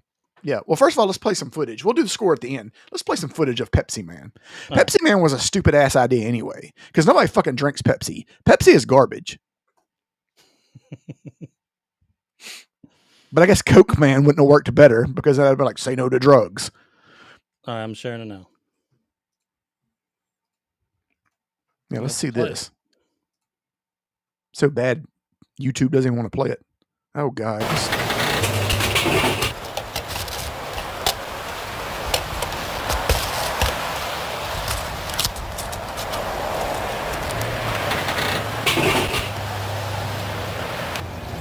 Gas, $1.32. Let's fast forward. Yeah. Oh, God. Fast forward more, please. Look how stupid this looks. No music or anything. There he goes. Is there any fucking gameplay, or is it just some guy? No, you remember those old PS1 games with the live action? I know, but like... Pepsi Man. You got here just at the perfect time. I got a call that a vending machine ahead ran out of Pepsi. On my way there. Why's the guy out of breath? But I got a flat tire. He's just standing there. Why's he out of breath? A bunch of people gathered in front of the vending machine. They want Pepsi. And the word is that they're just about to riot. Why does he sound like that? Look at this. Oh, no. That little tapping. Look at. Oh, God.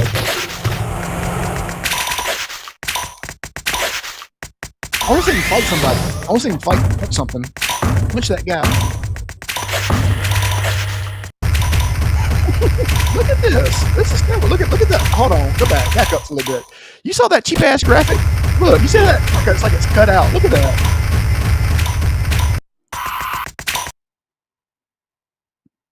All right. Like that was worse than Super Nintendo. That's enough of that. Pepsi Man. Let's look up some interesting facts about it real quick. All right. Pepsi Man wasn't born in the game world. He debuted in Japanese Pepsi commercials in the mid-90s. Yeah, well, he should have was so popular that the developer 𝐃𝐿 turned him into a full-fledged video game hero. Limited release, never officially made it outside of Japan, thank God. God, thank you. The game's text is mostly Japanese with some English voice acting. Let's see.